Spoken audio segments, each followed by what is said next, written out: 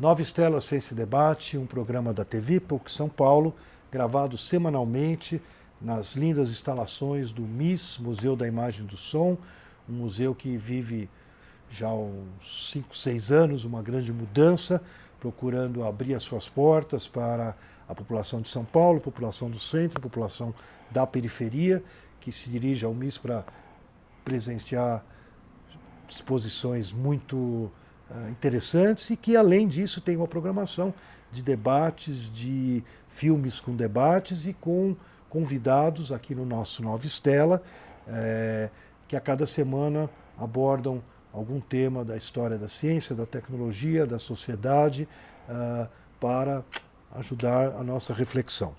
Hoje nós temos um convidado muito especial, que não é um professor da PUC São Paulo, mas é alguém que eu conheço há muito tempo, foi meu aluno na escola, né? Um bom aluno. Hélio Gurovitz, jornalista, colunista da revista Época, portal G1, Jornal Estado de São Paulo, foi diretor de redação da Época durante um bom tempo, e a gente sabe um pouquinho, né, a formação do Hélio. Ele é formado em jornalismo, em ciência da computação pela USP e possui pós-graduação em hipermídia pela Universidade de Westminster, em London, e com certeza eu acho que é uma pessoa pensante aqui nesse mundo brasileiro. O Simão Matias, meu orientador, sempre dizia que a gente infelizmente vive num deserto, né? A gente caminhava lá no prédio B2 da Química da USP e ele falava que é quase que você está lá na terra dos antepassados, no deserto, né? Mas, Hélio, muito bem-vindo à Nova Estela. Eu tive a honra de ter o Hélio como revisor do meu doutoramento, né, que não foi uma revisão meramente do português, que também precisava, mas era uma revisão também de ideias, e até hoje você, enfim, quando eu estou com o meu livro aí do Mário Chamber, eu lembro da atuação nesse momento. Eu te convidei até porque a gente se encontrou recentemente e eu soube que você andou estudando, escrevendo, pensando sobre o futuro do jornalismo, né? Acho que, aliás, esse era o próprio nome do teu trabalho, né? Afinal de contas, aqui nós estamos numa mídia, né? Na televisão, na TV PUC. O que está acontecendo com esse planeta? O que está acontecendo com a informação? Bom, Zé, primeiro obrigado pelo convite, pela oportunidade. Eu acho que assim, esse assunto ele é um assunto extenso, fascinante, e eu acho que essencial, não só para jornalistas, mas para toda a espécie humana hoje. Um pouco por causa da história do jornalismo e um pouco porque o jornalismo hoje ele vive um momento de crise como não viveu nos últimos 200 anos, né? É um momento que, se a gente for analisar o que está acontecendo hoje em termos de veiculação de informação, disseminação de noticiário, de debate, de surgimento de novos formatos e do ponto de vista do negócio jornalístico, da vida nas editoras, até da própria prática do trabalho jornalístico e editorial, ele é um momento que a gente pode, sem abusar do chavão, chamar de revolucionário. É uma palavra frequentemente abusada, mas nesse caso ela se aplica. É o que está acontecendo agora. E é uma transformação que se dá em várias camadas, né? Ela é uma transformação, primeiro, técnica, em segundo lugar, uma transformação econômica, em terceiro lugar, uma transformação social e política. E cada um desses aspectos, ele interage com o outro, ele se entrelaça com o outro, e olhando para cada um deles, a gente pode tentar um pouco vislumbrar o que vai acontecer, né? Agora, eu já adianto que assim, não dá para saber, né? Isso é a primeira coisa, né? Qualquer coisa que a gente fale nesse ponto de vista, a gente não pode ter a pretensão de querer enxergar, né? Porque a gente está no meio do furacão. Está no meio do furacão. E a segunda coisa é que não necessariamente vai ser uma mudança para melhor, né? A gente não pode ser assim extremamente positivista em relação às coisas, a gente tem que ser crítico e olhar para os fatos do jeito que eles são. Aliás, essa é a postura do jornalista maduro, né? Ele olha para os fatos, ele não olha para as suas aspirações, né? Para as suas preferências. E é um momento crítico. Eu acho que a gente precisa elaborar um pouco cada uma dessas coisas, mas eu acho que a gente precisa começar falando um pouco da realidade de hoje, né? A gente vem aí de uma situação em que a imprensa nunca foi tão questionada naquilo que ela publica, né? Ela era uma das instituições que gozava de maior confiança na sociedade alguns anos atrás. Isso despencou, né? Segunda coisa... Só para você ter uma ideia, eu vi ontem, só para atualizar exatamente o que você falou, nossa, acho que na Inglaterra saiu dessas pesquisas permanentes, né, sobre a credibilidade, né? Então, enfermeiro, médico, né, juiz, vai indo. O jornalista despencou lá pro final. E não era assim. Ainda mais na Inglaterra, que é meio imprensa marrom. Não era né? assim. Mas... Quando eu comecei na profissão, aliás, a imprensa inglesa é a melhor do mundo, viu? Não é a imprensa marrom, não. A melhor imprensa do mundo é a britânica. Isso eu posso falar. Né? Eles não têm os melhores jornais. Talvez os melhores jornais estejam nos Estados Unidos, mas a melhor imprensa como um todo, ela está lá. Mas, enfim, isso é só uma picada lateral, né? Mas essa questão da confiança e tem uma questão de transformação. Né? A primeira coisa que aconteceu aí é técnica, tá certo? O custo de publicação, ele se tornou muito barato. Né? Hoje qualquer um publica, qualquer um faz seu vídeo, como nós estamos fazendo aqui, qualquer um é capaz de pôr no ar qualquer coisa em questão de minutos, né?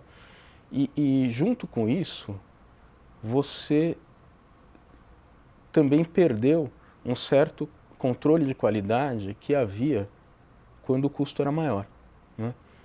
Então, se a gente for analisar a história da imprensa, a gente vê que no século XIX, né, houve um momento ali em que a imprensa entendeu que para ampliar sua audiência, para ampliar o seu negócio, ela precisava ter um certo controle de qualidade em relação àquilo que publicava, né? Precisava ser menos partidária, precisava ser mais fidedigna aos fatos, precisava criar alguns padrões de excelência editorial, de checagem, de verificação.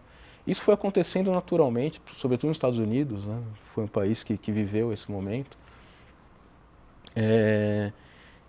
E isso tudo surgiu junto com uma determinada infraestrutura técnica que permitia você rodar milhares de exemplares e junto com um determinado modelo de negócios, que associava de um lado a circulação, do outro a publicidade, né? E foi ali que surgiu a separação entre as áreas editorial e comercial, que surgiu essa questão do apartidarismo, né?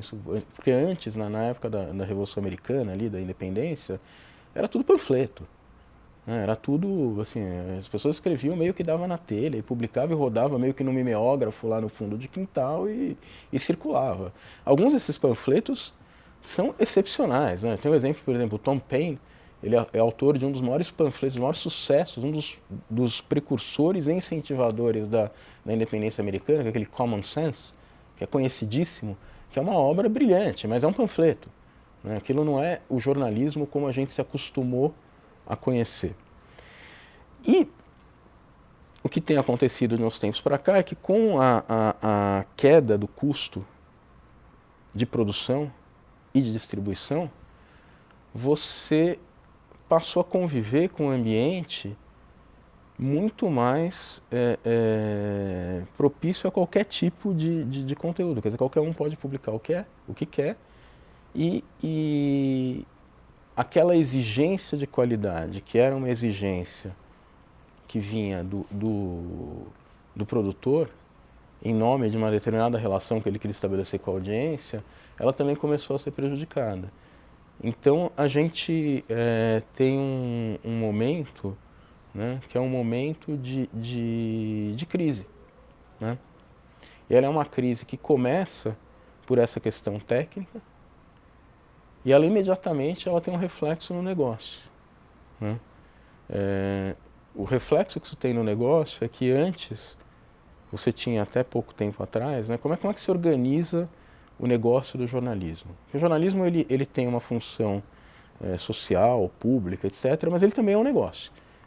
É uma atividade realizada por empresas, que são empresas independentes, que precisam ser economicamente saudáveis para poder arcar com seus custos e, sobretudo, para poder garantir a sua independência. Né? Porque se você não tem a saúde financeira, você não consegue ter a independência necessária para fazer a investigação, para publicar as notícias que incomodam, né? Para você poder enfrentar os interesses políticos, tá certo? A partir do momento em que a sua independência financeira ela começa a balançar, a sua independência editorial também balança, né? Então, o que acontece no negócio é que você tem, ao mesmo tempo, o sistema de produção, que é um sistema em que o produtor de conteúdo, quer dizer, quem fazia a notícia, quem mantinha as redações, era quem tinha a fatia do leão no negócio, era detentor da capacidade de aglutinar a audiência para vender a publicidade, né? E a publicidade ela era interessada numa determinada audiência porque ela tinha certas características, né? Ou porque era de uma certa região, que as pessoas queriam vender seus produtos, ou porque era de um certo extrato econômico. A Folha e o Estado vendendo apartamentos em São Paulo. Exato, por exemplo, né? Jornalismo regional, ou o Globo no Rio, né? Ou porque era um certo extrato social, socioeconômico, né? Você tem que interessa falar para eles, para os empresários, por exemplo, que liam a velha Gazeta Mercantil, né? Enfim, o anunciante ele tem interesse em determinados públicos. Quando você foi para o meio digital, você criou uma situação em que o produtor de conteúdo ele passou a ser secundário diante do distribuidor, né? Quem tem a fatia de leão no meio digital são os distribuidores. Por exemplo, Google, por exemplo, Facebook, por exemplo, Twitter. São empresas que não produzem aquilo que veiculam, elas têm uma importância determinante no ecossistema de informação hoje. Nos Estados Unidos, por exemplo, 63% da população lê as notícias no Facebook. É uma coisa muito grande, né?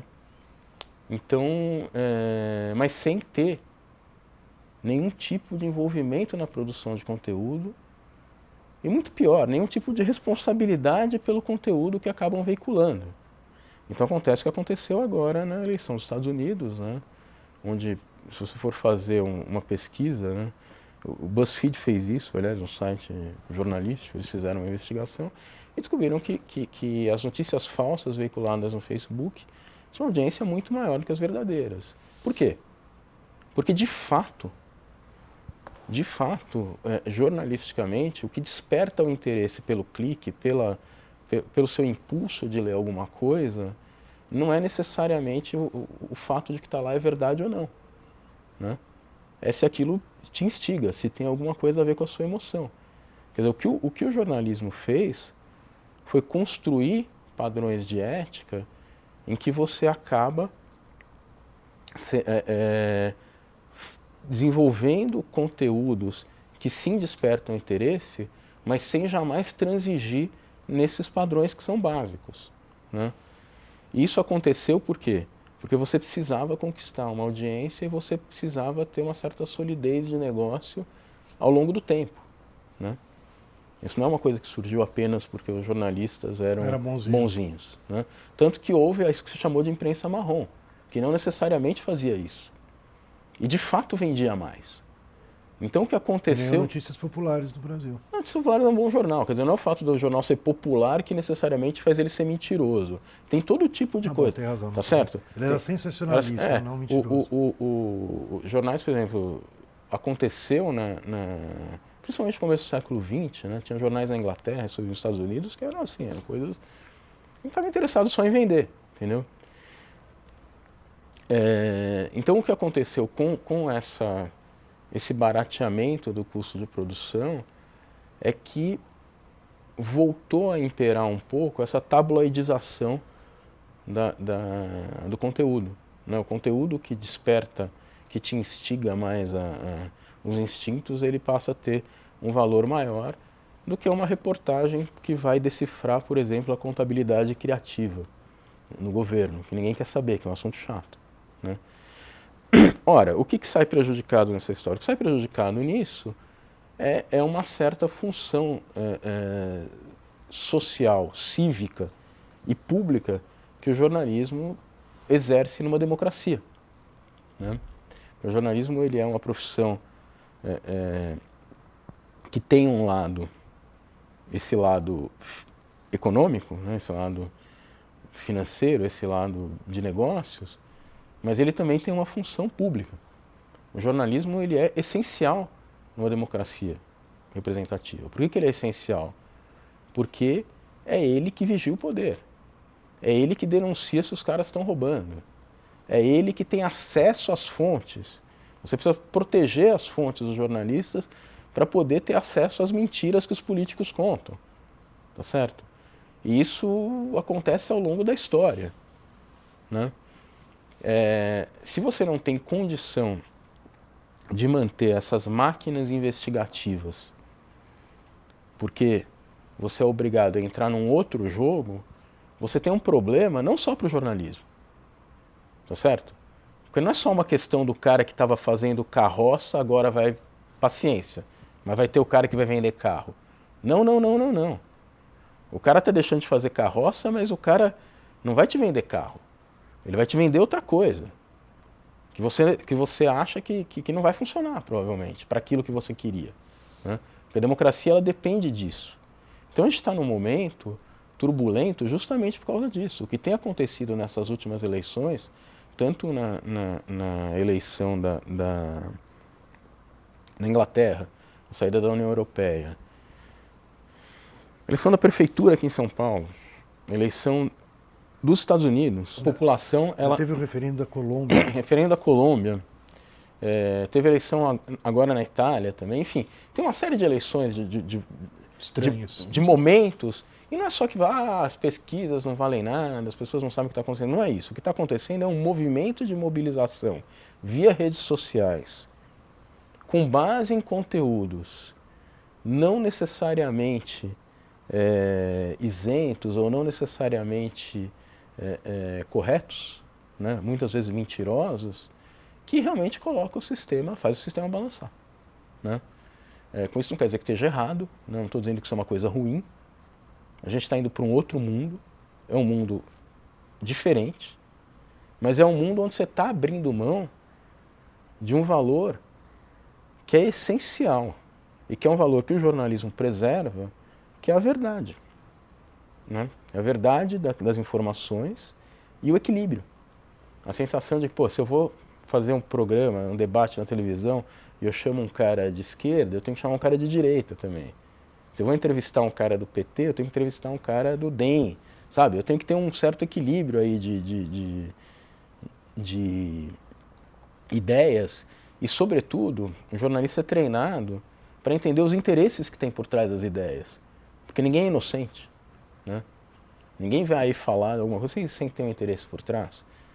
E o jornalista ele é obrigado, por dever profissional, né? Assim como um médico, por dever profissional, tem que investigar as causas da febre, tem que saber o que está por trás daqueles sinais vitais. E o jornalista também, por dever profissional, ele tem que saber os interesses que tem por trás da veiculação das informações. E muito das críticas que se fazem à imprensa hoje, muitas delas corretas, porque a imprensa, de fato, ela se encastelou, ela entrou na defensiva, né? Mas ignoram o funcionamento, ignoram o que se faz e ignoram a importância daquilo para o regime democrático, né? Isso assim, eu digo assim, meio a título de introdução.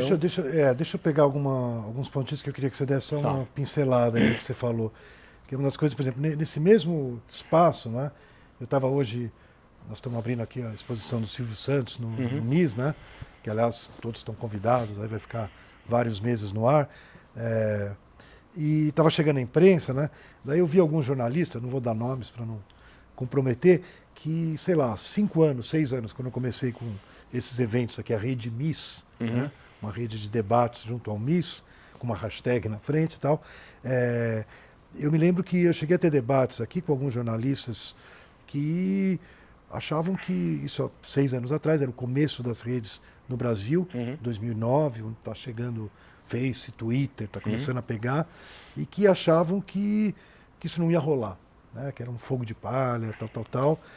Talvez porque achavam mesmo, né? Ou talvez também porque queriam que fosse, porque anteviam o que você está dizendo, né? Quer dizer, se essa coisa...